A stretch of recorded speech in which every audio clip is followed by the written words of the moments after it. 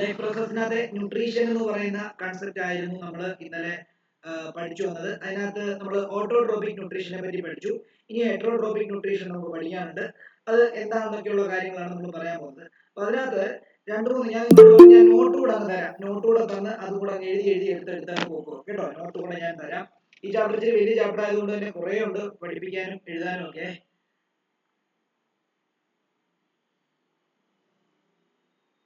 Okay, ഇന്നലെ എനിക്ക് തോന്നുന്ന സ്റ്റൊമാറ്റോയുടെ കൺസെപ്റ്റ് വരെ ആയിരുന്നു പഠിച്ചത്. ഫോട്ടോസിന്തസിസ് എന്താണെന്ന് പഠിച്ചു, അതിന്റെ റിയാക്ഷൻ എല്ലാം പഠിച്ചു അല്ലേ? അപ്പൊ ഇനി അടുത്ത ഹെഡിങ് എഴുതിയോ, ഹെറ്ററോട്രോപിക് ന്യൂട്രീഷൻ. പെട്ടെന്ന് എഴുതിക്കോണേ, ഹെറ്ററോട്രോപിക് nutrition.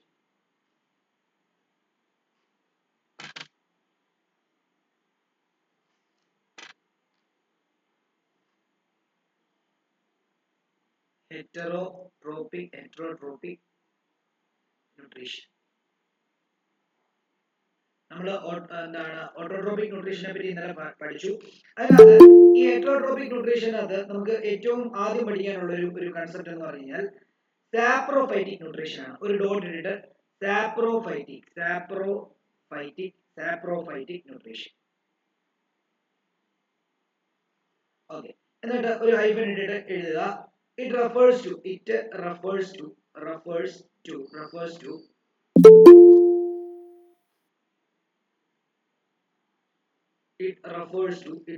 to the feeding behavior of certain organism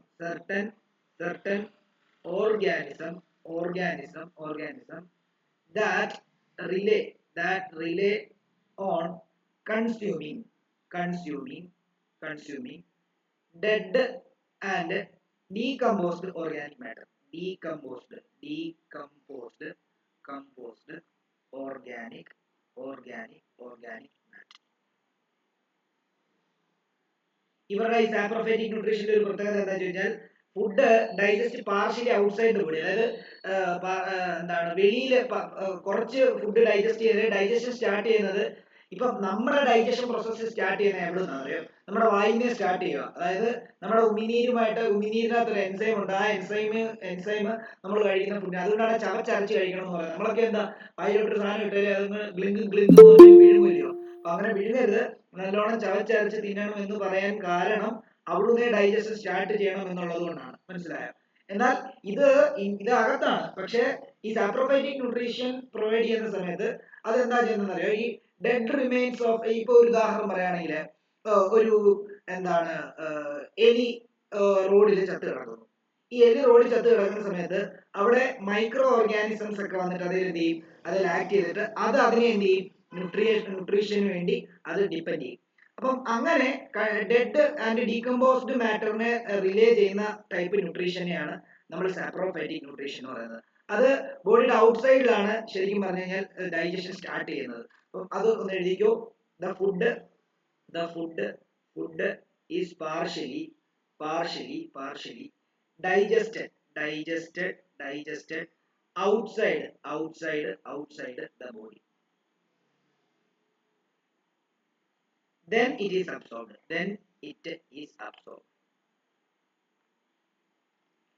ഇത് നമുക്ക് എക്സാമ്പിൾ, നമുക്ക് ഫഞ്ചൈയിലെ കാര്യം പറയാം. എക്സാമ്പിൾ പോയില്ല, നടന്നു പോയത്.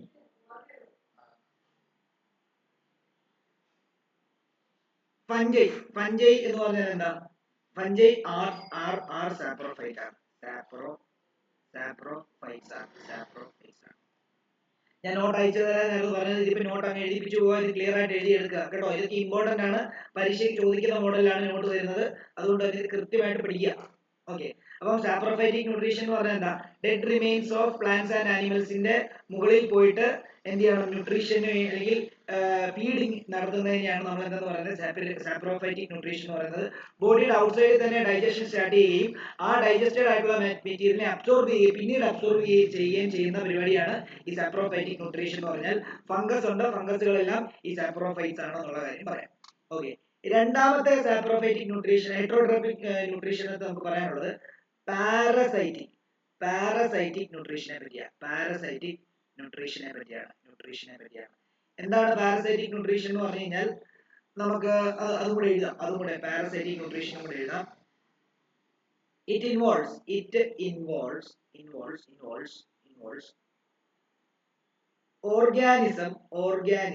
organisms feeding at the expense of another cause another causing another കഴിഞ്ഞിട്ട് കോമ ഇട്ടിട്ട് causing harm. ഞാൻ ഒരു ഇത് കണ്ടു. ഞാൻ ഒരു പ്രാവശ്യം ഒരു ട്രെക്കിങ്ങിന് പോയ സമയത്ത് ഒരു അതായത് ഫോറസ്റ്റ് ട്രെക്കിംഗ് ആയിരുന്നു. ഫോറസ്റ്റ് ട്രെക്കിങ്ങിന് പോയ സമയത്ത് കരടിയുടെ വയറ്റിനകത്ത് ഒരു വേം ഉണ്ട്. അപ്പൊ ആ വേം കാരണം കരടിയുടെ അതായത് ഏതോ ഒരു ഭാഗത്ത് പൊട്ടലുണ്ട്. അപ്പൊ ആ പൊട്ടലിനകത്തൂടെ വെളിയിലോട്ട് ഇങ്ങനെ നൂല് പോലെ ഇങ്ങനെ വന്ന് കിടക്കുക. അപ്പൊ കരടി നടന്നു പോകുന്നത് നമുക്ക് കാണാം. നമ്മളെ വണ്ടിയിലെ ട്രെക്കിങ്ങിന് ആദ്യം നമുക്ക് ജീപ്പ് സഫാരി ആയിരുന്നു. ജീപ്പ് സഫാരിയെ കുറച്ചെടുത്ത് കൊണ്ടുപോയിട്ട് നമ്മളെ നടത്തിക്കൊണ്ട് പോകും. അപ്പൊ കരടി വന്നപ്പോൾ നമ്മളെ വീണ്ടും ജീപ്പിലോട്ട് കയറ്റി. കരടി ഇങ്ങനെ നടന്നു പോകാനൊന്നും ചെയ്യാൻ പറ്റുന്നില്ല. അപ്പൊ അതിന്റെ വയറിന്റെ ഏതോ ഭാഗത്ത് ഇങ്ങനെ മുറിഞ്ഞ് കിടപ്പുണ്ട്. ആ മുറിവിനകത്തുനിന്ന് ഒരു വേം, പാരസൈറ്റിക് വേം, ഒരു വെളുത്ത ഒരു 1.5 മീറ്റർ നീളം ഇങ്ങനെയുണ്ട്. അതിന് പുറത്തോട്ട് ഇങ്ങനെ കിടക്കുക. ആ പാരസൈറ്റിക് വേം കൊണ്ട് എന്ത് സംഭവിക്കുന്ന അറിയാമോ? ഇത് ആ പാരസൈറ്റ് അതിന്റെ വയറിനകത്ത് ജീവിക്കുകയും വയറിനകത്ത് വരില്ല, അത് കഴിക്കുന്ന ന്യൂട്രീഷ്യൻസിനെയൊക്കെ ഇത് എന്ത് ചെയ്യും? വലിച്ചെടുക്കുകയും അങ്ങനെ കരടിക്ക് വേണ്ട ന്യൂട്രിയൻസ് ഫുള്ള് ഇത് വലിച്ചെടുക്കുകയും കരടിയെ അസുഖക്കാരനാക്കുകയും ചെയ്യും. മനസ്സിലായോ? ഇത് എങ്ങനെയാ വരുന്നത് ചോദിച്ചാൽ കരടിക്ക് ഏറ്റവും ഇഷ്ടമുള്ള ആഹാരമാണ് മീൻ, പച്ചമീൻ. പച്ചമീൻ്റെ ഒരു പ്രശ്നം എന്ന് പറയുമ്പോൾ പല പച്ചമീനകത്തും ഈ പാരസൈറ്റിക് വേംസിന്റെ മുട്ടകൾ കാണും. അപ്പം ഈ പറഞ്ഞ പോലെ ഇതാണ് നമ്മൾ ഇത് കഴിക്കുന്ന സമയത്ത് നമ്മൾ ചൂടാക്കിയാണോ കഴിക്കുന്നത്. അപ്പൊ അതൊക്കെ എന്ത് ചെയ്യും? നമ്മൾ ചിലപ്പോൾ വറുത്തോ അല്ലെങ്കിൽ ഈ പറഞ്ഞ പോലെ തന്നെ കറി വെച്ചോ ഒക്കെയാണ് കഴിക്കുന്നത്. അപ്പൊ ചൂട് കൊണ്ട് ഇതെല്ലാം ചത്തുപോകും. പക്ഷെ അവർ റോ ആയിട്ടാണല്ലോ കഴിക്കുന്നത്. ഈ റോ ആയിട്ട് അവർ കഴിക്കുന്നതിന്റെ ഭാഗമായിട്ട് അവരുടെ വയറ്റിൽ ഈ പാരസൈറ്റ് വളരുകയും ആ പാരസൈറ്റ് വളരുന്നതിന്റെ ഭാഗമായിട്ട് നമ്മൾ അല്ലെങ്കിൽ അത് കഴിക്കുന്ന ആഹാരങ്ങളെല്ലാം ഈ പാരസൈറ്റ് ആഹാരമാക്കിയിട്ട് അതിനെ ഒരു ന്യൂട്രീഷനും കിട്ടാൻ പറ്റാത്ത രീതിയിൽ അതിന്റെ അകത്തുള്ള എല്ലാം ഫീഡ് ചെയ്യും. അപ്പൊ അങ്ങനെ ഫീഡ് ചെയ്തിട്ട് ഇതെങ്ങനെ പുറത്തു വന്നതെന്നറിയാമോ? ഇതിന്റെ വയറിന്റെ അവിടെ എന്തോ ഒരു പൊട്ടലുണ്ട്. ആ പൊട്ടലിനകത്തൂടെ പുറത്തു വരും. നമുക്കറിയത്തില്ല ഇതെന്താ ഒരു വെളുത്ത സാധനം ഇങ്ങനെ പുറത്ത് കിടക്കുന്നത്. അപ്പൊ നമ്മള് ആ ഫോറസ്റ്റ് ഗാർഡിനോട് ചോദിച്ചപ്പോഴാണ് പറയുന്നത് ഇങ്ങനെ ഒരു പാരസൈറ്റ് ആണ്. അപ്പൊ അത് ഏകദേശം കരടി മരിക്കാറായി. കാരണം നടക്കുന്നതൊക്കെ വളരെ പെരുതിക്കുക. സാധാരണ കരടിയൊക്കെ പോകുന്ന സ്ഥലത്ത് ഏറ്റവും കാട്ടിലെ ഏറ്റവും ഡേഞ്ചറസ് ആയിട്ടുള്ള ജീവി നമ്മൾ വിചാരിക്കും പുലിയാണ് അല്ലെങ്കിൽ കടുവയാണ്. എന്നാൽ ഇതൊന്നുമല്ല, കരടിയാണ്. കരടി നമ്മളെ കണ്ടിട്ടുണ്ടോ? നമ്മളെ തട്ടിയിരിക്കും. അത്രയ്ക്ക് ഡേഞ്ചർ ആയിട്ടുള്ള ആളാണ് കരടി. അപ്പം നമ്മൾ ഇത്രയും ഏകദേശം ഒരു 20 മീറ്റർ അപ്പുറത്ത് വരെ നമുക്ക് കരടിയെ കാണാൻ പറ്റി എന്നുള്ളതാണ് അതിനകത്തെ ഒരു പ്രത്യേകത. അതിന്റെ കാരണം പുള്ളിക്ക് വയ്യാത്ത ആളാ. മനസ്സിലായോ? പുള്ളിയുടെ ഈ വേംസ്, ഈ പാരസൈറ്റിക് വേംസ് ഇങ്ങനെ വയറ്റിൽ നിന്ന് പുറത്തോട്ട് ഇങ്ങനെ കിടക്കുകയാണ്. വളരെ ഡേഞ്ചറസ് ആയിട്ടുള്ള ഒരു കണ്ടീഷനിൽ കൂടാണ് അത് പോകുന്നത്. അപ്പൊ അതാണ് പാരസൈറ്റിക് ന്യൂട്രീഷൻ. അത് എന്ത് ചെയ്യാന്നറിയാമോ? ഒരു ഓർഗാനിസത്തിന്റെ അകത്ത് ജീവിച്ചിട്ട് അതിനെ ഹാം ചെയ്തിട്ട് അതങ്ങോട്ട് എന്ത് ചെയ്യും? അത് സുഗമമായിട്ട് എന്ത് ചെയ്യും? അതിന്റെ കാര്യങ്ങളൊക്കെ നടത്തിക്കൊണ്ട് പോകും. എന്നാൽ അത് താമസിക്കുന്ന ആരാണോ അവൻ നശിച്ചുകൊണ്ടിരിക്കും. ഓക്കെ ആണല്ലോ? അതാണ് പാരസൈറ്റിക് ന്യൂട്രീഷൻ എന്ന് പറയുന്നത്. ഇനി ഇത് കഴിഞ്ഞിട്ട് അതിനകത്ത് തന്നെ നമുക്ക് അടുത്ത ലൈനിൽ ഒരു കാര്യം എഴുതാം. It live on or within a host organs extracting nutrients directly from the host body. കണ്ടോ? ഹോസ്റ്റ് ബോഡിന്ന് ഡയറക്റ്റ് ആയിട്ട് എന്ത് ചെയ്യുക? ന്യൂട്രീഷനെ എക്സ്ട്രാക്ട് ചെയ്തെടുക്കുകയാണ്. അപ്പം ഹോസ്റ്റിനൊന്നും കിട്ടത്തില്ല. മനസ്സിലായോ? അപ്പം അത് നശിച്ചുകൊണ്ടിരിക്കും. മനസ്സിലായോ? Host body. ഈ വേറൊരു പാരസൈറ്റ് ആണ് കണ്ണട്ട എന്ന് പറഞ്ഞിട്ട്. കണ്ണട്ട, ലീച്ചസ്. അതായത് നമ്മൾ ഈ മല ഏരിയാസിലൊക്കെ പോകുന്ന സമയത്ത് നമ്മുടെ കാലിൽ ചോര കുടിക്കാൻ വേണ്ടി വന്നിങ്ങനെ ഇരിക്കും. നമ്മൾ അറിയത്തില്ല നമ്മുടെ അശുദ്ധ രക്തമാണ് കുടിക്കുന്നതെന്നാണ് പറയപ്പെടുന്നത്.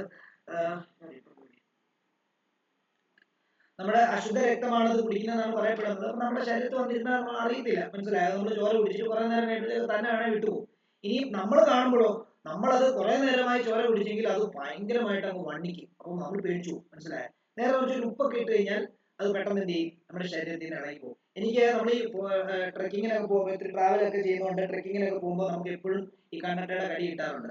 കാരണം കാലയിലൊക്കെ നമ്മൾ ഷൂ ഇട്ട പോലെ ചുറ്റിനും കണ്ണട്ട അടിക്കും. മനസ്സിലായോ? ചില ഏരിയാസിലൊക്കെ പോയി കഴിഞ്ഞാൽ ഭയങ്കര ഡേഞ്ചറാണ്. അപ്പൊ നമ്മൾ ഉപ്പ് കൊണ്ടോ അല്ലെങ്കിൽ ചുണ്ണാമ്പോ അല്ലെങ്കിൽ ഇപ്പം ഫോറസ്റ്റ് ട്രെക്കിങ്ങിന് പോകുന്ന സമയത്ത് അവരൊരു ഒരു തുണി പോലൊരു സാധനം കാണാം. അത് മുട്ട് നമ്മൾ ഷൂവിന്റെ മണ്ടയിൽ കൂടി ഇങ്ങനെ വലിച്ചിട്ട് നമുക്ക് മുട്ടയെ കെട്ടി വെക്കാം. അപ്പോൾ നമുക്ക് ആ മുട്ടിന്റെ അവിടെ വരെ പ്രൊട്ടക്റ്റഡ് ആയിട്ടിരിക്കും. മനസ്സിലായി? ഇങ്ങനെയുള്ള സാധനങ്ങളൊന്നും നമ്മുടെ ശരീരത്തിൽ കയറില്ല. ഓക്കെ, അതും ഒരു പാരസൈറ്റ് ആണ്. അപ്പൊ നമുക്ക് വേണമെങ്കിൽ എക്സാമ്പിൾ എഴുതാം. ലീച്ചസ്, ഞാൻ ഈ പറഞ്ഞ ആള് ലീച്ചസ് ആർ എക്ടോ പാരസൈറ്റ് എന്ന് പറയും. എക്ടോ പാരസൈറ്റ് എന്ന് പറയും. എക്ടോ ആണ്, എക്ടോ പാരസൈറ്റ് എന്ന് പറയും. അതേപോലെ തന്നെ അസ്കാരിസ് എൻഡോ പാരസൈറ്റ് ആണ്. അസ്കാരിസ് എന്ന് പറയുന്നത്, Ascaris is an endo parasite. അതേപോലെ തന്നെ Cuscuta is A parasitic plant. Cuscuta is A parasitic plant. Parasitic plant. ഇനി ഒരു ടൈപ്പ് ന്യൂട്രീഷൻ കൊണ്ട് ഹെറ്ററോട്രോപ്പിക്കിനകത്ത് അതിനെ ഹോളോസോയിക് ന്യൂട്രീഷൻ എന്ന് പറയും. ഹോളോസോയിക് ന്യൂട്രീഷൻ, അതും കൂടെ എഴുതിക്കോ. Holozoic nutrition. ഇതൊക്കെ നേരത്തെ ചോദിച്ചിട്ടുള്ള ക്വസ്റ്റ്യൻ ആണ്, പ്രീവിയസ് ഇയർ ചോദിച്ചിട്ടുള്ള ക്വസ്റ്റ്യൻസ് ആണ്. അതൊക്കെ ഉൾപ്പെടുത്തിയിട്ടാണ് നോട്ട് തരുന്നത്. Holozoic nutrition. ഹോളോസോയിക് ന്യൂട്രീഷൻ എന്ന് പറഞ്ഞാൽ ഡൈജഷൻ ഇൻസൈഡ് ദ ബോഡിയിലാണ് സ്റ്റാർട്ട് ചെയ്യുന്നത്. അപ്പം അത് എഴുതിയിട്ട് പറഞ്ഞാൽ in this the digestion happens inside the body of the organs. That is after food is digested. Food is indigested. After the food is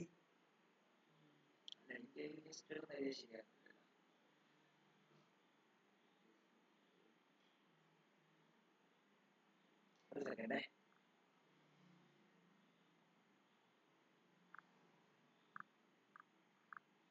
ഇത് എനിക്ക് printing mistake ആണെന്ന് തോന്നുന്നു. ഇൻജസ്റ്റഡ് എന്നായിരിക്കും കേട്ടോ. കഴിച്ച് കഴിഞ്ഞിട്ട് ഇൻജസ്റ്റ് ചെയ്യാന്ന് പറയുമ്പോൾ വിഴുങ്ങുക കേട്ടോ. ഡൈജസ്റ്റഡ് എന്നല്ല, ഇൻജസ്റ്റഡ് എന്നാണ്. ഇൻജസ്റ്റഡ് എന്ന് പറയുമ്പോൾ ഫുഡ് വിഴുങ്ങി കഴിഞ്ഞു.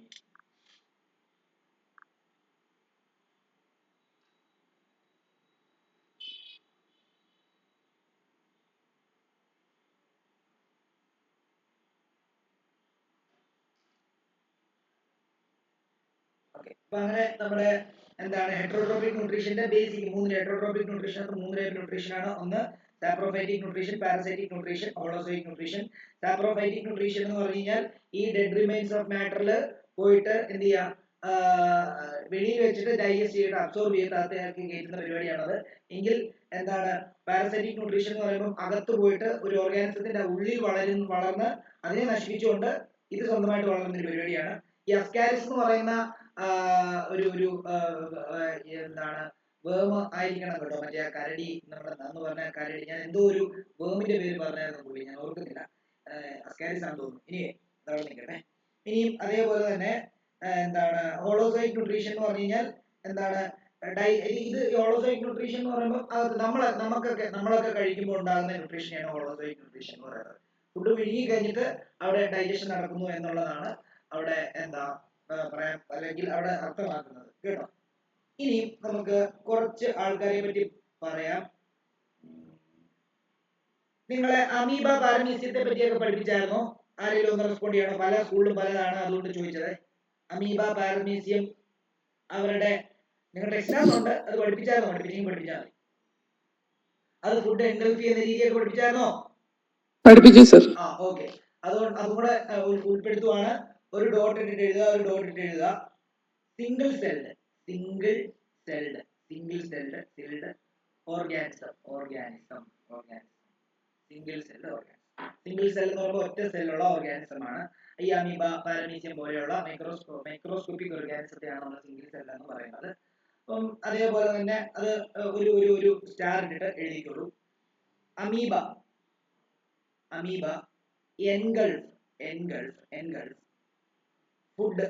engulf food through temporary extension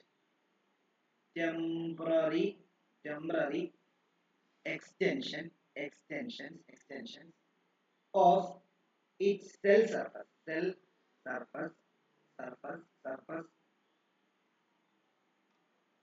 creating a food vacuole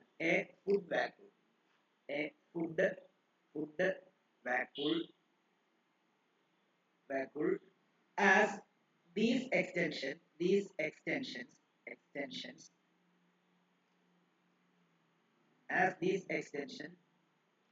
merge over the food particle merge over the food particle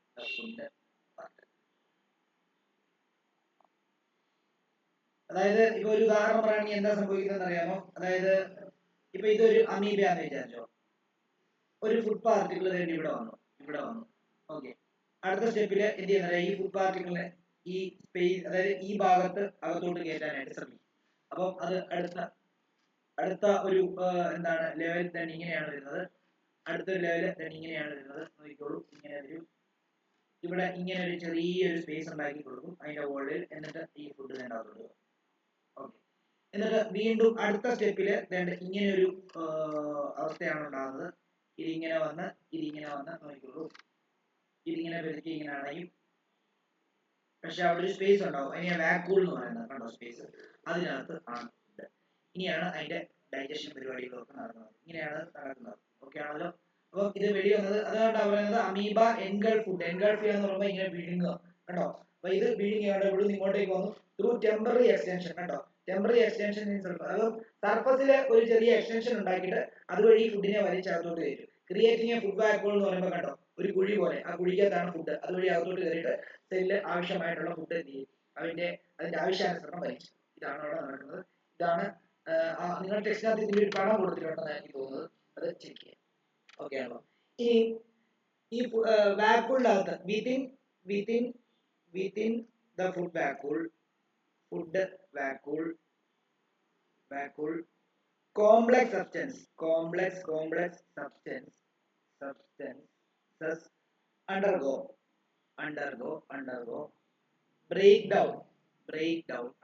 breakdown into simpler ones. അതായത് കോംപ്ലക്സ് ആയിട്ടുള്ള സബ്സ്റ്റൻസിനെ എല്ലാം ഈ വാക്യൂളിന്റെ ഫുഡ് വാക്യൂളിനകത്ത് വെച്ചിട്ട് എന്ത് ചെയ്യും, സിംപ്ലർ വൺ ആയിട്ട് കൺവേർട്ട് ചെയ്യും. ഫെസിലിറ്റേറ്റിംഗ്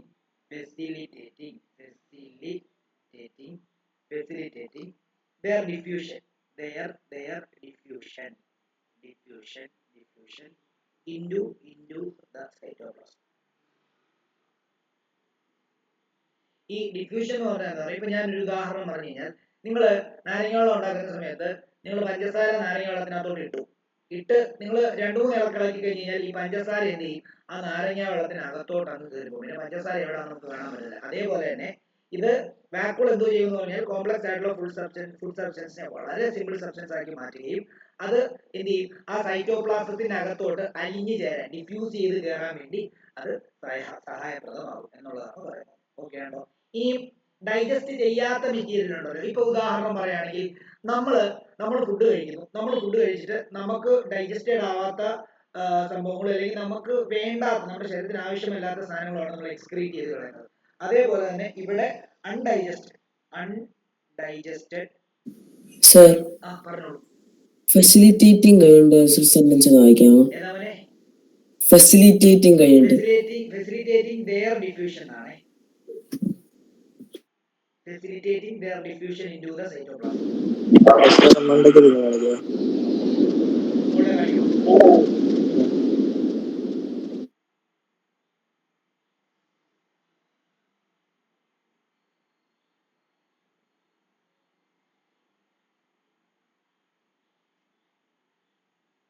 ഇനി undigested materials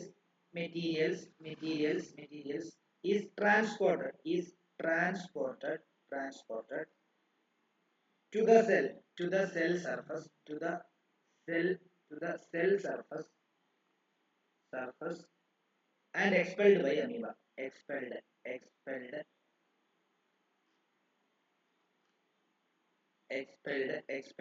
by amoeba. എന്ന് പറഞ്ഞാൽ എന്താ അറിയോ? അതായത് നമ്മൾ എങ്ങനെയാണോ ഫുഡ് അകത്തേക്ക് കയറിയത് അതേപോലെ തന്നെ ഫുഡിനെ ഡൈജസ്റ്റ് ചെയ്തിട്ട് ബാക്കി വരുന്ന വേസ്റ്റ് മെറ്റീരിയലിനെ അതേപോലെ തന്നെ എന്ത് ചെയ്യും, വന്ന വഴി തന്നെ എന്ത് ചെയ്യും, തിരിച്ചു കൊണ്ടുപോയി പുറത്തോട്ട് എടുത്ത് കളയും. ഇതാണ് പുള്ളിക്കാരൻ ചെയ്യുന്ന പരിപാടി. ഓക്കെ ആണല്ലോ? ഇത് മനസ്സിലായല്ലോ? ക്ലിയർ ആണല്ലോ? അതായത് അമീബ, ഇപ്പം അമീബയുടെ ഇപ്പൊ ഉദാഹരണം പറഞ്ഞു കഴിഞ്ഞാൽ ഞാൻ അമീബയാണ് എന്ത് ചെയ്തറിയോ, എന്റെ ഇവിടെ വന്നിട്ട് ഒരു ഫുഡ് മെറ്റീരിയൽ ഇരിക്കുവാണെങ്കിൽ ഞാൻ എന്ത് ചെയ്യും, ഞാൻ ഈ എന്റെ സർഫസിനെ ഒരു എക്സ്റ്റെൻഡ് ചെയ്തിട്ട് ആ ഫുഡിനെ അകത്തോട്ട് വലിച്ചു കയറ്റി ഇതെന്ത് ചെയ്യും, എന്റെ സെല്ലിനകത്ത് പോയിട്ട് എന്ത് ചെയ്യും, ഡിസോൾവ് ചെയ്യാൻ പാകത്തിന് സെറ്റപ്പ് ചെയ്യും. എന്നിട്ട് അവിടെ ഡിസോൾവ് ചെയ്തിട്ട് ഡിഫ്യൂസ് ചെയ്ത് കയറുന്നതിന്റെ ബാക്കി വരുന്ന മെറ്റീരിയൽസ് എന്ത് ചെയ്യും, വന്ന വഴി തന്നെ തിരിച്ചുകൊണ്ട് ഈ സ്കിന്നിന്റെ പുറത്തോട്ട് എന്ത് ചെയ്യും, പുറത്തോട്ട് കളയും. ഇതാണെന്ന് ഇങ്ങനെ നിങ്ങൾ ശ്രദ്ധിക്കുക. Okay.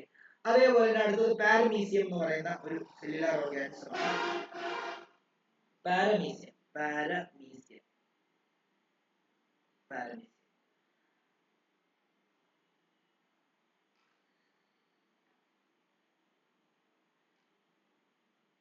It maintains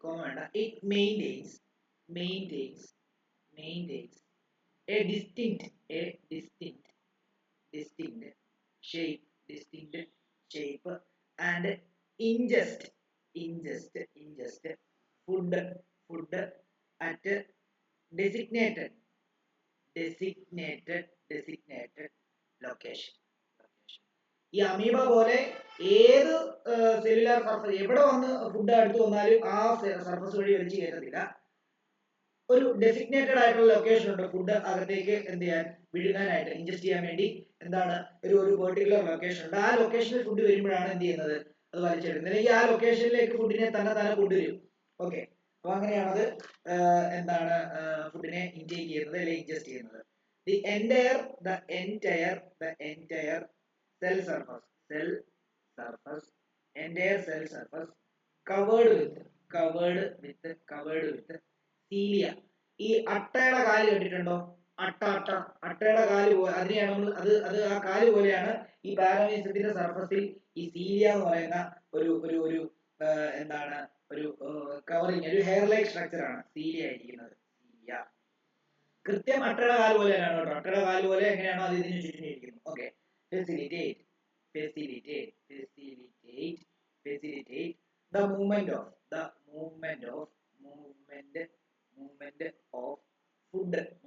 food to the specific intake spot.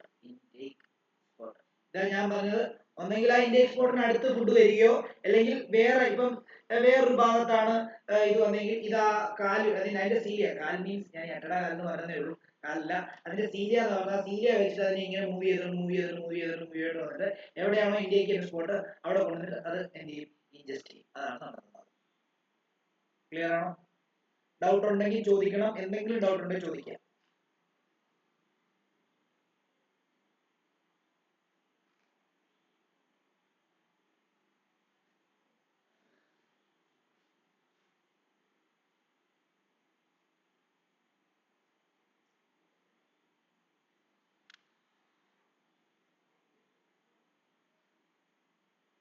അടുത്തത് ന്യൂട്രീഷൻ ഇൻ ഹ്യൂമൻ ബീങ്സിനെ പറ്റിയാണ് പറയാൻ പോകുന്നത്. Nutrition in human beings.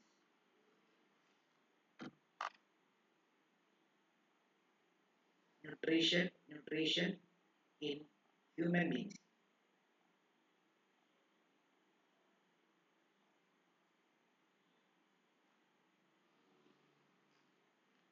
നമ്മള് ഫുഡ് വായിലോട്ടിട്ട് ചവച്ച് ഇത് എലിമെന്ററി കനാല് വഴിയാണ് അല്ലെങ്കിൽ ഫുഡ് പൈപ്പ് വഴിയാണ് ഇത് നമ്മുടെ സ്റ്റൊമക്കിലേക്ക് പോകുന്നത്. സ്റ്റൊമക്കിലാണ് ഡൈജഷൻ നടക്കുന്നത്. ഡൈജഷൻ നടന്നിട്ട് അതിനകത്ത് ഇൻറ്റെസ്റ്റൈനൽ വിലയെ ആവശ്യമായിട്ടുള്ള സാധനത്തെ അബ്സോർബ് ചെയ്തിട്ട് നമ്മുടെ ഉച്ച മുതൽ കണങ്കാല് വരെയുള്ള എല്ലാ സെല്ലുകളിലും ഗ്ലൂക്കോസ് ആയിട്ട് പോയിട്ട് ഗ്ലൈക്കേജൻ ആയിട്ട് സ്റ്റോർ ചെയ്യുന്നു. ഇതാണ് പ്രവർത്തനം. ഓക്കെ ആണല്ലോ? അപ്പം അത് ആദ്യത്തെ സ്റ്റെപ്പ് മുതൽ നമുക്ക് എഴുതാം. The elementary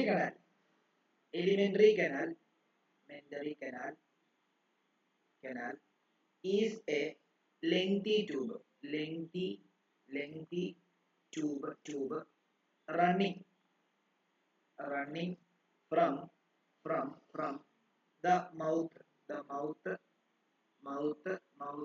to anus. നമ്മുടെ എന്താണ് ഇൻടേക്ക് ചെയ്യുന്ന റീജിയൻ തൊട്ട് എക്സ്ക്രീറ്റ് ചെയ്ത് പുറത്തേക്ക് കളയുന്ന ഭാഗം വരെയാണ് എലിമെന്ററി കനാലിന്റെ ലെങ്ത് എന്ത് ചെയ്യുന്നത് റൺ ചെയ്യുന്നത് എന്നുള്ള കാര്യം ആദ്യം മനസ്സിലാക്കുക. ഇനിയും അടുത്തത് salivary gland. Salivary gland secrete saliva which contain the enzyme called salivary amylase. salivary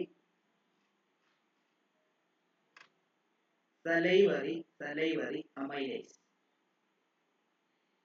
അതായത് നമ്മുടെ ഉമിനീരിനകത്തുള്ള എൻസൈം ആണ് കേട്ടോ ഈ salivary amylase. breaking down the complex starch into simple sugar. ഈ സിമ്പിൾ ഷുഗർ എന്ന് പറയുമ്പോൾ ഈ ഗ്ലൂക്കോസ് ആണ് ഉദ്ദേശിക്കുന്നത് കേട്ടോ. ഗ്ലൂക്കോസ് ആയിട്ടാണ് നമ്മുടെ ഇത് കൺവേർട്ട് ചെയ്യുന്നത്. സ്റ്റാർച്ച് മീൻസ് എന്താ, നമ്മൾ കഴിക്കുന്നതിനകത്ത് കാർബോഹൈഡ്രേറ്റിനെ സിമ്പിൾ ഷുഗർ ആക്കി നമ്മുടെ ശരീരത്തിനകത്ത് സ്റ്റോർ ചെയ്യും. ഇത് എവിടുന്ന സ്റ്റാർട്ട് ചെയ്യുന്നത്? നമ്മുടെ ഡൈജഷൻ നടക്കുന്നത് നമ്മൾ ഈ പറഞ്ഞ പോലെ തന്നെ ഇൻറ്റസ്റ്റൈനിൽ വരെയാണ്. അതായത് നമ്മുടെ സ്റ്റൊമക്ക്, അത് ഇൻറ്റസ്റ്റൈനിലാണ്. ഇൻറ്റസ്റ്റൈൻ വരെ നമ്മുടെ ഡൈജഷൻ പ്രോസസ് ഒക്കെ നടക്കും അല്ലേ. അപ്പം അവിടെ എന്താണ് സ്റ്റാർട്ട് ചെയ്യുന്നത് നമ്മുടെ വായിൽ നിന്നാണ്. നമ്മൾ എപ്പോഴും ചവച്ചരച്ച് തിന്നണം എന്ന് പറയാൻ കാരണം, നമ്മൾ വിഴുങ്ങി കഴിഞ്ഞ് കഴിഞ്ഞാൽ വയറിനകത്തുള്ള ആൾക്കാരുടെ പണി കൂടുക ചെയ്യുന്നത്. മനസ്സിലായോ? നമ്മൾ ചവച്ചരച്ച് കഴിഞ്ഞാൽ ഓൾറെഡി ഈ സലൈവറി അമൈലേസുമായിട്ട് ഈ ഫുഡ് നല്ലോണം മിക്സ് ആയി കഴിഞ്ഞാൽ അവിടെ തന്നെ എന്ത് ചെയ്യും, കോംപ്ലക്സ് ആയിട്ടുള്ള സബ്സ്റ്റൻസിനെ എന്താക്കി മാറ്റാൻ പറ്റും, സ്റ്റാർച്ച് ആയിട്ട് മാറ്റുന്ന പരിപാടി വായിനെ തുടങ്ങും.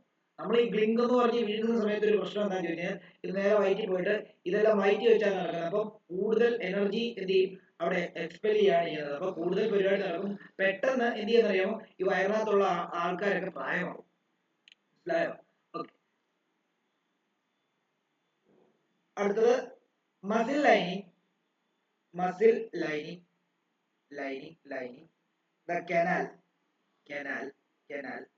contract rhythmically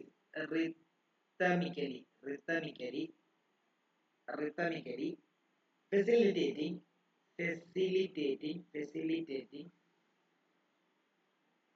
peristaltic movement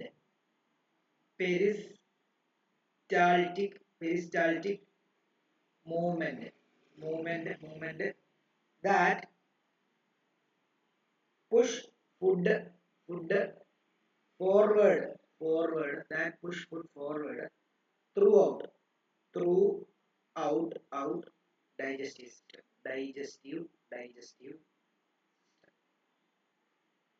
നിങ്ങൾ ഈ ടോം ആൻഡ് ജെറിക്കകത്ത് നിങ്ങൾ കണ്ടിട്ടുണ്ടോ, ജെറി ഒരു ചെറിയ മറ്റേ ഓസിനകത്തൂടെ കയറി പോകുമ്പോൾ ആ ജെറിയുടെ ഷേപ്പിൽ ഇത് ഇങ്ങനെ മൂവ് ചെയ്യുന്നത് ഓസ്. അതേപോലെ തന്നെയാണ് നമ്മുടെ ഫുഡ് എന്ത് ചെയ്യുന്നത്, വായിലൂടെ ഇങ്ങനെ, അല്ലെങ്കിൽ എലിമെന്ററി കനാലിലൂടെ കടന്നു പോകുന്നത്. അത് റിതമിക്കാണ്. നിങ്ങൾ കണ്ടിട്ടില്ലേ, നിങ്ങൾ ശ്രദ്ധിച്ചിട്ടുണ്ടോ, ടോം ആൻഡ് ജെറിക്കകത്ത് ഈ ഓസിനകത്തൂടെ ജെറി കയറി പോകുന്ന സമയത്ത് ആ ജെറിയുടെ ഷേപ്പിൽ ഇങ്ങനെ എന്ത് ചെയ്യും, ആ ഓസ് ഇങ്ങനെ പോകുന്നുണ്ടാവും. മനസ്സിലായോ? അതിന്റെ ഒരേ ടോം ഇങ്ങനെ ഓടുന്നു. നിങ്ങൾ കൊച്ചിലേക്ക് കണ്ടിട്ടുണ്ടാവും അല്ലേ? ഇപ്പോഴും കാണുന്ന പിള്ളേരൊക്കെ ഉണ്ട്, അത് വേറെ കാര്യം. അതുപോലെ എന്താണ്, അപ്പം ആ ഒരു മൂവ്മെന്റിന് അത് നമുക്കറിയാം, അത് ആ ജെറി അതിനകത്ത് ഇങ്ങനെ പോകുന്ന കാണാൻ തന്നെ റിതമിക്കാണ്. ശരിയല്ലേ? ഇങ്ങനെ അതിന്റെ ഷേപ്പിൽ ഇങ്ങനെ കാണുന്നു. ഇതേപോലെ തന്നെയാണ് ഫുഡ് പോകുന്നത്. ഫുഡ് പോകുന്ന ഭാഗം ഇപ്പം ഇവിടുന്ന് ഇവിടം വരെ നമ്മുടെ എലിമെന്ററി കനാലാണെന്ന് വിചാരിക്കാം. ഞാൻ ഇവിടെ ഫുഡ് കഴിച്ചു, നല്ല ഫുഡ്, ഒത്തിരി നല്ലൊരു വലിയ ഉരുള ചോറ് കഴിച്ചു. അപ്പൊ ഇവിടെ വരുമ്പോഴത്തേക്കും ഇതിങ്ങനെ വീർക്കും. എന്ത് ചെയ്യും, ബാക്കി ഇതങ്ങ് ചുരുങ്ങും. ഇവിടെ വരുമ്പോൾ ആദ്യം ഇതങ്ങ് വീർക്കും, പിന്നെ ഇത് ചുരുങ്ങും, പിന്നെ ഇതങ്ങ് ഫ്ലാറ്റ് ആവും, പിന്നെ ഇത് ഇവിടെ വീർക്കും, ഇതങ്ങ് ഫ്ലാറ്റ്, അപ്പം ഇത് ഫ്ലാറ്റ് ആവും, പിന്നെ ഇവിടെ വീർക്കും. കണ്ടോ? ഇങ്ങനെ ഈ രണ്ട് സൈഡിലും നടക്കുക. ഇതിനെയാണ് പെരിസ്റ്റാൾസിസ് എന്ന് പറയുന്നത്. ഓക്കെ ആണല്ലോ? അപ്പം ആ റിതമിക് മൂവ്മെന്റ് എന്ന് പറയുന്നത് എന്താണ്, ഓൾറെഡി പറഞ്ഞു, പെരിസ്റ്റാൾറ്റിക് മൂവ്മെന്റ് എന്ന് പറഞ്ഞാൽ, അല്ലെങ്കിൽ ആ പ്രോസസ്സിനെ പെരിസ്റ്റാൾസിസ് എന്നാണ് പറയുന്നത്. ഓക്കെ, അതായത് movement of food through our alimentary canal. Okay. ഇനി ഡൈജഷൻ ഇൻ സ്റ്റൊമക്ക് എന്നൊരു ഹെഡിങ് ഉള്ളൂ. ഡൈജഷൻ ഇൻ സ്റ്റൊമക്ക് എന്നൊരു ഹെഡിങ് ഉള്ളൂ. Okay. gastric glands within the stomach, within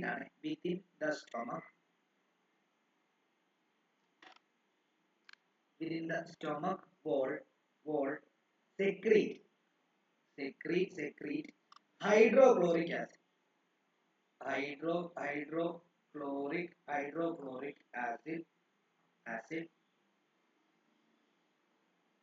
The enzyme pepsin, pepsin and mucus.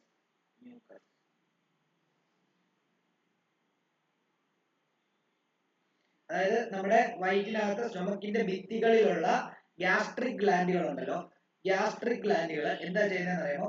Hydrochloric acid എന്ന് പറയുന്ന ആസിഡിനെയും pepsin എന്ന് പറയുന്ന എൻസൈമിനെയും mucus. ഈ മ്യൂക്കസ് എന്ന് പറഞ്ഞു കഴിഞ്ഞാൽ നമ്മുടെ ഈ നമ്മളിപ്പം കൃത്യമായിട്ട് പറയുകയാണെങ്കിൽ നമ്മുടെ കഫമില്ലേ, കഫം ഒരു മ്യൂക്കസാ. അല്ലെ മൂക്കിനകത്ത് നമ്മൾ മൂക്ക് ചീറ്റി കളയുന്ന മൂക്കള എന്ന് പറയുന്ന സാധനം ശരിക്കും പറഞ്ഞാൽ എന്താ?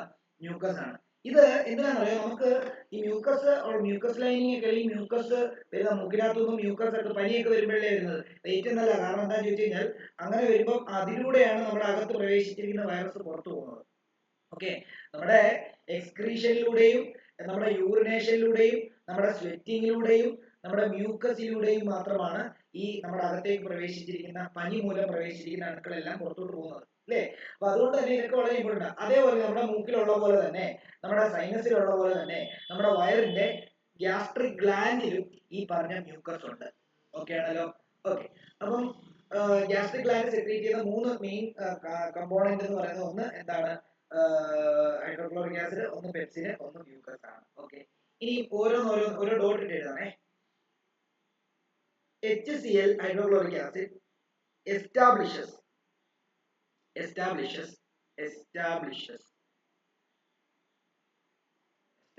ആണ് an acidic environment. Acidic environment, enhancing the effectiveness of protein digesting enzyme called pepsin. Protein digesting enzyme called pepsin. ഈ നമ്മൾ കഴിക്കുന്ന നമ്മുടെ ശരീരത്തിനകത്ത് ഏറ്റവും ആവശ്യമായിട്ടുള്ള ഒരു ഘടകമാണ്. നമ്മുടെ സെല്ലിന്റെ വളർച്ചയ്ക്ക്, സെല്ലിന്റെ റിപ്പയറിന് ഒക്കെ ആവശ്യമായിട്ടുള്ള ഒരു എന്താണ് ബയോമോളിക്യൂളാണ് പ്രോട്ടീൻ എന്ന് പറയുന്നത്. ആ പ്രോട്ടീനെ ഡൈജസ്റ്റ് ചെയ്യുന്ന ഒരു എൻസൈമാണ് പെപ്സിൻ. അപ്പൊ ഈ പെപ്സിൻ പ്രോട്ടീനെ ഡൈജസ്റ്റ് ചെയ്യണമെന്നുണ്ടെങ്കിൽ HCl ഒരു അസിഡിക് എൻവയോൺമെന്റ് പ്രൊവൈഡ് ചെയ്യുന്നത് കൊണ്ട് അതിന്റെ ജോലി അല്ലെങ്കിൽ അതിന്റെ എഫക്റ്റീവ്നെസ് കുറച്ചുകൂടെ നല്ല രീതിയിൽ ആകുന്നു എന്നുള്ളതാണ് HClന്റെ പ്രത്യേകത. ഓക്കെ ആണല്ലോ? ഇനി HCl നമ്മളിപ്പോ ഉദാഹരണം, നമുക്ക് ചിലപ്പോൾ ഈ പറഞ്ഞ പോലെ അസിഡിറ്റി ഉണ്ടാവുമെന്ന് പറഞ്ഞിട്ടില്ല. അത് എന്താണെന്നറിയോ? നമ്മൾ ഫുഡൊന്നും കഴിക്കുന്നില്ല എന്നുണ്ടെങ്കിൽ HCl സെക്രീറ്റ് ചെയ്യാനുള്ളത് HCl സെക്രീറ്റ് ചെയ്യും. പക്ഷെ വയറ്റിൽ എന്താണ് ഫുഡോ വെള്ളമോ പോലെ സാധനങ്ങളൊന്നും ഇല്ല എന്നുണ്ടെങ്കിൽ ഇത് പോയിട്ട് എന്ത് ചെയ്യുന്നറിയാമോ? ഇത് എന്താണ് ഇതിന്റെ ഗ്ലാൻഡിൽ നിന്നാണ് പുറത്തോട്ട് വരുന്നതെങ്കിലും ഇത് വീണ്ടും ഈ ഭിത്തികളിലെല്ലാം വ്യാപിച്ചിട്ട് ഭിത്തികളിൽ എന്താണ് നമുക്കറിയാം, ആസിഡ് നമ്മുടെ തൊലിയെ വീണ് കഴിഞ്ഞാൽ എന്താ സംഭവിക്കുന്നത്? പൊള്ളും. അതേപോലെ തന്നെ വയറ്റിനകത്ത് എന്തുണ്ടാകും? വയറ്റിന്റെ ഭിത്തികളൊക്കെ വളരെ ഡെലിക്കേറ്റ് ആയിട്ടുള്ള മെമ്പറൈൻസ് ആണ്. ഇൻഡസ്റ്റൈനൽ വില്ല എന്ന് പറയുന്ന സാധനമുണ്ട്. ഈ നമ്മൾ ഈ കഴിക്കുന്ന നമ്മുടെ ഫുഡിലെ ന്യൂട്രിയൻസിനെ എല്ലാം വലിച്ചെടുക്കുന്ന ഒരു സാധനം, ഫിംഗർ ലൈക്ക് പ്രൊജക്ഷൻ. ഇതിനെയെല്ലാം പെരുക്കെ കരിക്കാൻ തുടങ്ങും.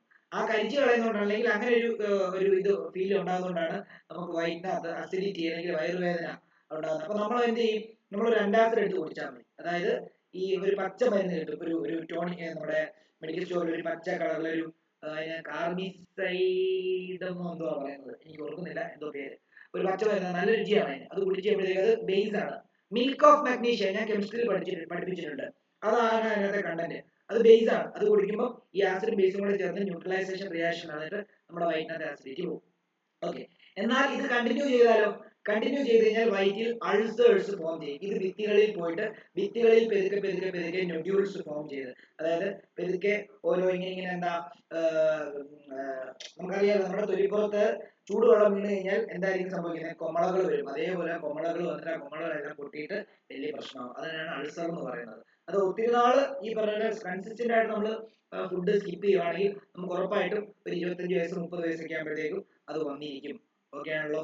അപ്പൊ അത് ഫുഡ് കൃത്യമായിട്ട് കഴിക്കാം. ഓക്കെ, ഇനി അടുത്തത് പറയുന്നത് under normal condition.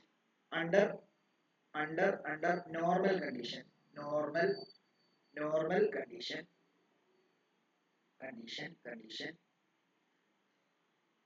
mucus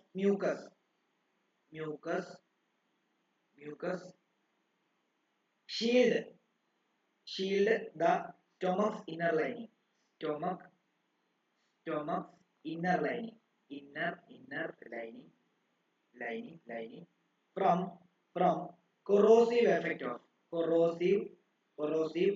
of HCl നമുക്കറിയാലോ HCl ആസിഡ് ആണ് HCl ഭയങ്കര കൊറോസീവ് ആണ് ഡേഞ്ചർ ആയിട്ടുള്ള ആളാണ് അപ്പൊ അതിൽ നിന്ന് നമ്മുടെ ബാക്കിയുള്ള ഭിത്തികളെയൊക്കെ പ്രൊട്ടക്ട് ചെയ്യുന്ന ഈ മ്യൂക്കസ് ആണ് ഈ മ്യൂക്കസ് നമ്മുടെ വയറ്റിനകത്ത് എല്ലാ ഭാഗത്തും നല്ലതായിട്ട് കോട്ട് ചെയ്യും അപ്പം അത്യാവശ്യം നോർമൽ കണ്ടീഷനിൽ ഇത് സെക്രീറ്റ് ചെയ്തെന്ന് പറഞ്ഞാൽ നമുക്ക് ആ പ്രശ്നങ്ങൾ ഉണ്ടാകത്തില്ല ഈ മ്യൂക്കസ് നമ്മളെ പ്രൊട്ടക്ട് ചെയ്യും എന്നാൽ ക്രമാതീതമായിട്ട് ഇത് സെക്രീറ്റ് ചെയ്യാന്ന് പറഞ്ഞാൽ ആ മ്യൂക്കസിനെ വരെ എന്ത് ചെയ്യും ഇത് എന്താണ് തുടച്ചു മാറ്റിയിട്ട് അതിന്റെ അകത്തുള്ള ബാക്കി പാർട്ടുകളെല്ലാം പോയിട്ട് നശിപ്പിക്കാൻ തുടങ്ങും അതാണ് ഡേഞ്ചർ ആയിട്ടുള്ളത് അത് നമുക്ക് ഫുഡൊക്കെ കഴിച്ചില്ല വയറ്റിൽ വെള്ളമൊന്നുമില്ല അറ്റ്ലീസ്റ്റ് ഇപ്പം എന്നോട് പറയും ഞാൻ ഈ പറഞ്ഞ പോലെ തന്നെ ക്ലാസ്സുമായിട്ട് ബന്ധപ്പെട്ടൊക്കെ രാവിലത്തെ ബ്രേക്ക്ഫാസ്റ്റ് ഒക്കെ കഴിക്കുന്ന ഏകദേശം ഒരു 12 മണി അപ്പൊ ഇന്നത്തെ ഒരു ഇത് പറയുകയാണെങ്കിൽ ഇന്ന് എന്റെ ക്ലാസ് രാവിലെ 6 മണിക്ക് തുടങ്ങിയതാണ് വൈകിട്ട് ഇവിടെ നിങ്ങളൊക്കെ ഓഫ്ലൈൻ വന്നായിരുന്നു 5:30 അപ്പം 5:45 വരെ പഠിപ്പിക്കുന്ന 5:15 നിർത്തി എന്നിട്ട് ഒരു ചായ കുടിക്കാനുള്ള സമയം വന്നപ്പോഴേ അടുത്ത പിള്ളേർ വന്നു ഇനിയിപ്പോ ഇന്ന് രാത്രി 2 മണി വരെ ഉണ്ട് ക്ലാസ് അപ്പം ഞാൻ ഈ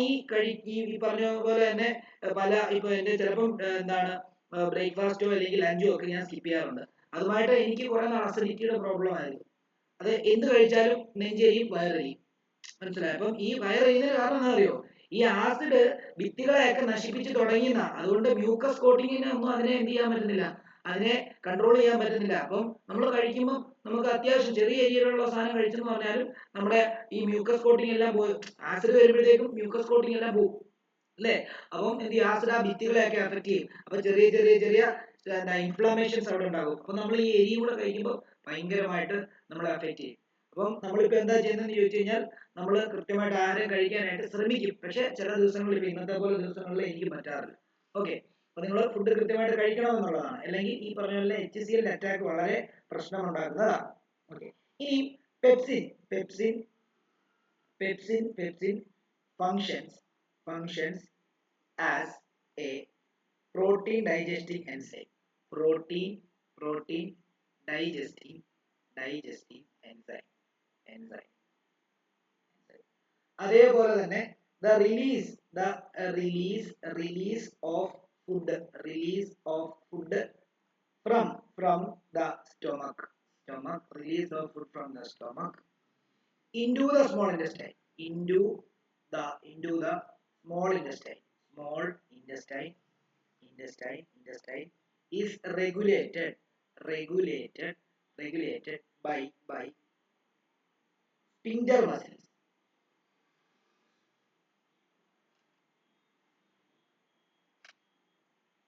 ഇതൊക്കെ ഇമ്പോർട്ടന്റ് ആണ് സ്പിഞ്ചർ മസിൽസ് ഒക്കെ വളരെ ഇമ്പോർട്ടന്റ് ആണ് സ്പിഞ്ചർ മസിൽ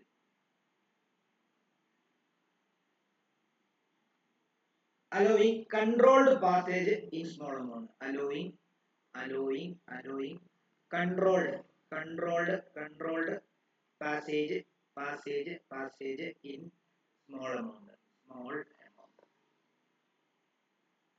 അതായത് നമുക്ക് നമ്മുടെ സ്റ്റൊമക്കും ഇൻഡസ്റ്റൈനുമായിട്ട് എന്താണ് ഒരു എന്താണ് ഡിവിഷൻ ഉണ്ട് ആ ഡിവിഷൻ കൺട്രോൾ ചെയ്യുന്ന മസിലാണ് സ്പിഞ്ചർ മസിൽസ് ആവശ്യമുള്ള സമയത്ത് എന്ത് ചെയ്യും ഇത് സ്മോൾ ഇൻഡസ്റ്റൈനിൽ നിന്ന് എന്ത് ചെയ്യും അത് തുറക്കുകയും സ്മോൾ ഇൻഡസ്റ്റൈനിൽ നിന്ന് ബാക്കിയുള്ള അല്ലെങ്കിൽ ഈ പറഞ്ഞ പോലെ ഫുഡിന്റെ പ്രോട്ടീൻ ഡൈജഷൻ ഒക്കെ നടക്കുന്ന സ്മോൾ ഇൻഡസ്റ്റൈനിലാണ് അപ്പൊ അത് നേരെ അങ്ങോട്ടേക്ക് പോകും അപ്പൊ ഇത് റെഗുലേറ്റഡ് ആണ് എപ്പോഴും അത് തുറന്ന് നടക്കുന്നില്ല ആവശ്യമുള്ള സമയത്ത് മാത്രം എന്ത് ചെയ്യും അത് തുറന്നിട്ട് അകത്തേക്ക് കയറി സ്മോൾ ഇൻഡസ്റ്റൈനിൽ വന്നിട്ട് ബാക്കി പ്രോസസ്സ് ഡൈജഷന്റെ ബാക്കി പ്രോസസ്സ് അവിടെ നടക്കും ഓക്കെ ആണല്ലോ ഓക്കെ ഇനി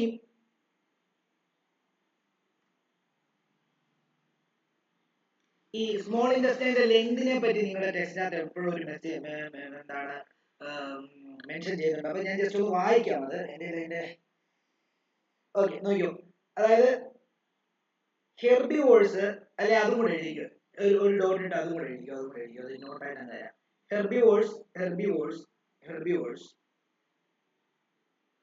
consumes generally consumes grass require an elongated small intestine to facilitate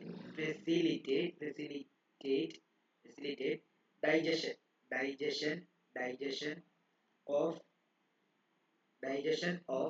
cellulose. ഈ പ്ലാന്റിനെയൊക്കെ കഴിക്കുന്ന ആൾക്കാർ, ഇപ്പൊ ഗ്രാസ് പോലെയുള്ള അല്ലെങ്കിൽ പുൽവർഗ്ഗങ്ങൾ, പ്ലാന്റ് വർഗ്ഗങ്ങളൊക്കെ കഴിക്കുന്ന ആൾക്കാരെ സംബന്ധിച്ച് അതിനകത്ത് സെല്ലുലോസ് എന്ന് പറഞ്ഞാൽ നമ്മൾ കഴിക്കുന്നത് പ്രോട്ടീൻ പോലെ തന്നെ ഉള്ളൊരു കൺസെപ്റ്റ് ആണ് സെല്ലുലോസ്. ഈ സെല്ലുലോസിനെ ഡൈജസ്റ്റ് ചെയ്യാൻ ഭയങ്കര പാടാണ്. അപ്പൊ സെല്ലുലോസിനെ ഡൈജസ്റ്റ് ചെയ്യാൻ വേണ്ടി കുറെ നീളമുള്ള ഒരു സ്മോൾ ഇൻറ്റസ്റ്റൈൻ വേണം. കാരണം സ്മോൾ ഇൻറ്റസ്റ്റൈൻ ചെറുതാണെങ്കിൽ സെല്ലുലോസ് ഡൈജഷൻ നടക്കത്തില്ല. മനസ്സിലായോ? അപ്പൊ എന്ത് ചെയ്യും? അപ്പൊ പല പ്രശ്നങ്ങളും ഉണ്ടാവും ഇല്ലേ? അപ്പം ഹെർബിവോഴ്സ് അല്ലെങ്കിൽ പറഞ്ഞ പ്ലാന്റ് ഈറ്റിംഗ് അല്ലെങ്കിൽ ഗ്രാസ് ആണല്ലോ ഇപ്പം പശുവിനെ സംബന്ധിച്ച് ഏറ്റവും കൂടുതൽ അതിന് ഇഷ്ടമുള്ളതും കഴിക്കാൻ ഗ്രാസ് ആണ്. അപ്പം ഗ്രാസ് കഴിക്കുന്ന സമയത്ത് ഇതിനകത്ത് സെല്ലുലോസിനെ അതിനെ ഡൈജസ്റ്റ് ചെയ്തേ പറ്റത്തുള്ളൂ, അല്ലെങ്കിൽ ഭയങ്കര പ്രശ്നമാണ്. അപ്പൊ ആ സെല്ലുലോസിനെ ഡൈജസ്റ്റ് ചെയ്യാൻ ഭയങ്കര പാടായതുകൊണ്ട് ഒരു ലോങ് ആയിട്ടുള്ള ഒരു സ്മോൾ ഇൻറ്റസ്റ്റൈൻ വേണം അതിന്, അല്ലെങ്കിൽ ലോങ് ആയിട്ടുള്ള ഒരു സ്മോൾ ഇൻറ്റസ്റ്റൈൻ അതിനുണ്ട്. അതുകൊണ്ടാണ് ആ സെല്ലുലോസ് ഡൈജഷൻ നടക്കുന്നത്. ഓക്കെ ആണല്ലോ. ഈ കാർണിവോൾസിനെ സംബന്ധിച്ച് carnivores എന്ന് പറഞ്ഞാൽ flesh eating carnivores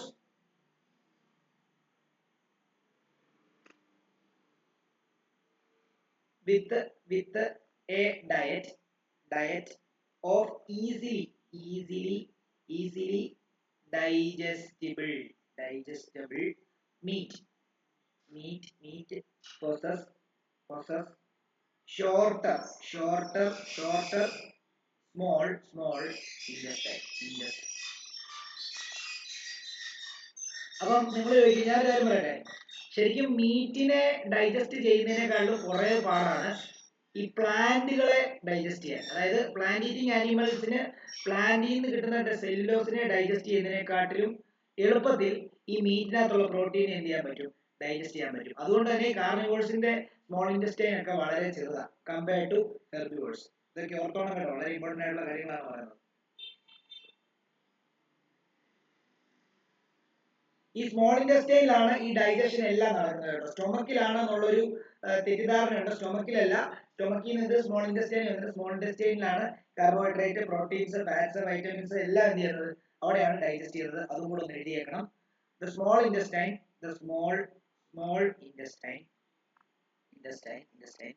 serves as the location for the digestion of carbohydrate,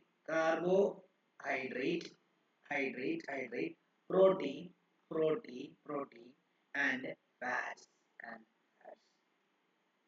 ഇനി അവിടെയും സെക്രീഷൻസ് ഉണ്ട് കേട്ടോ. അതായത് നമ്മൾ പറഞ്ഞു നമ്മുടെ സ്റ്റൊമക്കിനകത്ത് ഡൈജഷൻ പ്രോസസ്സ് നടക്കണമെന്നുണ്ടെങ്കിൽ ഡൈജഷൻ സെക്രീറ്റ് ചെയ്യുന്നത് HCl, പെപ്സിന്, മ്യൂക്കസ് പോലെയുള്ള സാധനങ്ങളാണ്. അതേപോലെ സ്മോൾ ഇൻറ്റസ്റ്റൈനകത്താണ് ഈ ഡൈജഷൻ നടക്കുന്നതെന്നുള്ളതുകൊണ്ട് സ്മോൾ ഇൻറ്റസ്റ്റൈനകത്തും എന്ത് ചെയ്യുന്നുണ്ട്?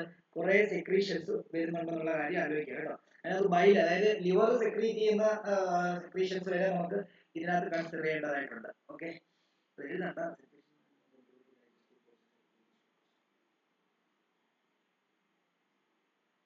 ഓക്കെ, അത് ഒരു ഡോട്ട് ഇട്ട് എഴുതിക്കോ. കാരണം ബൈൽ ജ്യൂസിനെ പറ്റി, പാൻക്രിയാറ്റിക് ജ്യൂസിനെ പറ്റി നമുക്ക് പറയാനുണ്ട്. അപ്പൊ അതും കൂടെ എഴുതിക്കോ, ഒരു ഡോട്ട് ഇട്ടിട്ട്. Secretions from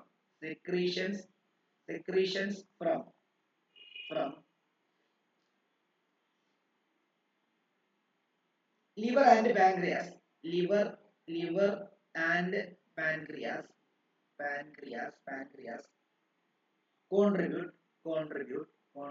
contribute to the digestive processes occurring in small intestine.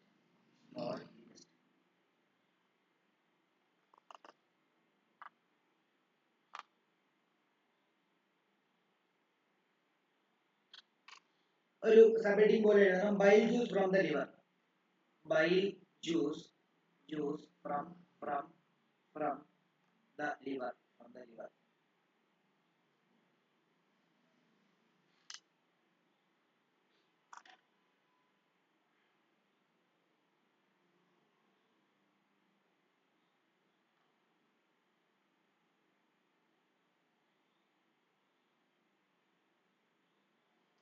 ഒരു ഡോട്ട് എഴുതുക.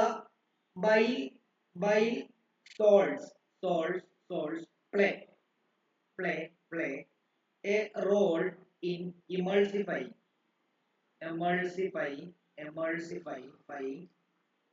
fats, breaking large fat globules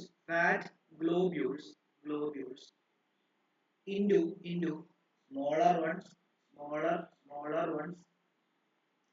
thereby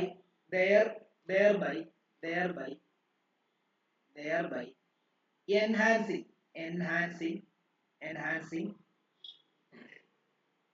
the efficiency of pancreatic enzyme. ഈ പാൻക്രിയാറ്റിക് എൻസൈമിന്റെ എഫിഷ്യൻസി കൂട്ടാൻ ബൈൽ സോൾട്ട് സഹായിക്കും. ബൈൽ സോൾട്ടിന്റെ മെയിൻ പ്രത്യേകത എന്താണെന്ന് വെച്ചാൽ നമ്മൾ കഴിക്കുന്ന ഫുഡിനകത്തെ ഫാറ്റുകളെ എമൾസിഫൈ ചെയ്യുന്നതാണ്. വലിയ ഫാറ്റ് ഗ്ലോബ്യൂളുകളെ ചെറിയ ഫാറ്റ് ഗ്ലോബ്യൂൾസുകളാക്കി മാറ്റും. എന്നാലേ എന്ത് ചെയ്യത്തുള്ളൂ, അബ്സോർപ്ഷൻ നടത്താനായിട്ട് പറ്റത്തുള്ളൂ. അങ്ങനെ പാൻക്രിയാറ്റിക് എൻസൈമിന്റെ എഫിഷ്യൻസി നല്ല രീതിയിൽ കൂട്ടാൻ വേണ്ടി ഈ ബൈൽ ജ്യൂസ് സഹായിക്കും എന്നുള്ളതാണ് ഇവിടെ പറഞ്ഞിരിക്കുന്നത്. ഓക്കെ ആണല്ലോ. ഇനി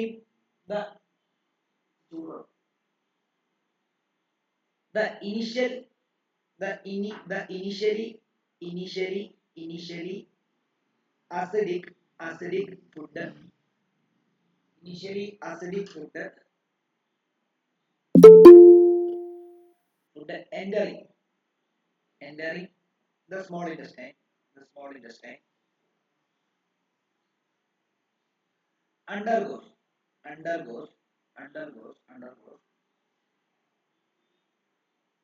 alkalization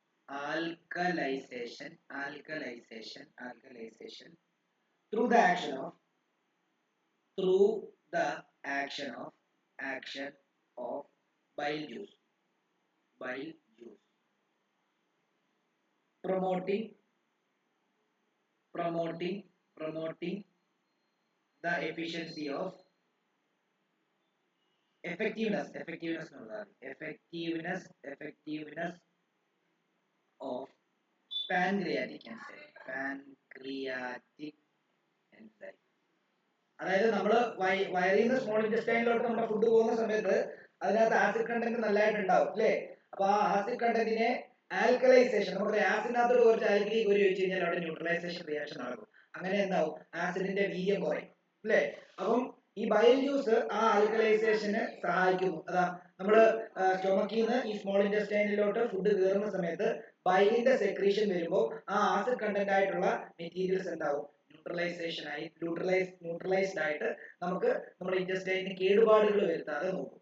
അങ്ങനെ ഈ പാൻക്രിയാറ്റിക് എൻസൈമിന്റെ എഫക്റ്റീവ്നെസ് കൂടും. അപ്പൊ ഈ പാൻക്രിയാറ്റിക് എൻസൈമിന്റെ എഫക്റ്റീവ്നെസ് കൂടും രണ്ട് വഴി പറയുന്നു. അപ്പൊ എന്താണ് ഈ പാൻക്രിയാറ്റിക് എൻസൈം എന്നുള്ളത് നമുക്ക് അടുത്തത് പഠിക്കാനുണ്ട്. അതായത് പാൻക്രിയാറ്റിക് ജ്യൂസ് ഫ്രം പാൻക്രിയാസ്, അത് നമുക്ക് അടുത്ത് പഠിക്കാം. നമ്മളിപ്പോൾ ബൈൽ ജ്യൂസ് ഫ്രം ലിവർ പറഞ്ഞ പോലെ തന്നെ പാൻക്രിയാറ്റിക് ജ്യൂസ് ഫ്രം എന്താണ് പാൻക്രിയാസ് നമുക്ക് പഠിക്കാനുണ്ട്. പിന്നെ ഫംഗ്ഷൻ ഓഫ് ഇൻറ്റസ്റ്റൈനൽ വികാരം, അത് അടുത്ത ക്ലാസ് പഠിക്കാം. അത് രണ്ടുകൂടെ പഠിച്ചു കഴിഞ്ഞാൽ നമ്മുടെ ആദ്യത്തെ ന്യൂട്രീഷൻ എന്ന് പറയുന്ന ലൈഫ് പ്രോസസ് കംപ്ലീറ്റ് ആവും. പിന്നെ റെസ്പിറേഷൻ തുടങ്ങണം. റെസ്പിറേഷൻ കുറച്ചുണ്ട്, റെസ്പിറേഷൻ കുറച്ചേറെ ഉണ്ട്. പിന്നെ അത് കഴിഞ്ഞിട്ട് ട്രാൻസ്പോർട്ടേഷൻ കുറച്ചുണ്ട്. ഈ പറഞ്ഞ റെസ്പിറേഷൻ ആണ് ഏറ്റവും കൂടുതലുള്ളത്. ബാക്കിയുള്ള എല്ലാം കുറച്ച് എളുപ്പം. അതേപോലെ റെസ്പിറേഷൻ, ഡൈജഷൻ. ഇനി ഇതിനകത്ത് നമുക്ക് പാൻക്രിയാറ്റിക് ഇതുകൊണ്ട് നമുക്ക് നാളെ പറ്റുമെങ്കിൽ ക്ലാസ് എടുക്കാം. ഞാൻ നാളെ രാവിലെ തന്നെ പറയാം നാളെ വൈകിട്ട് ക്ലാസ് എടുക്കാൻ പറ്റുമെന്ന്. നാളെ ഒരു 11 മണിക്ക് മുമ്പായിട്ട് പറയാം. ഇനി ഇല്ലാന്നുണ്ടെങ്കിൽ മൺഡേ ബയോളജി തന്നെയാണ്. ബയോളജി ഒരു അടുപ്പിച്ച് 2-3 ക്ലാസ് എടുത്ത് ബയോളജി തീർത്ത് തരാമേ. എന്നാൽ ഇങ്ങനെ നിൽക്കട്ടെ. ക്ലാസ്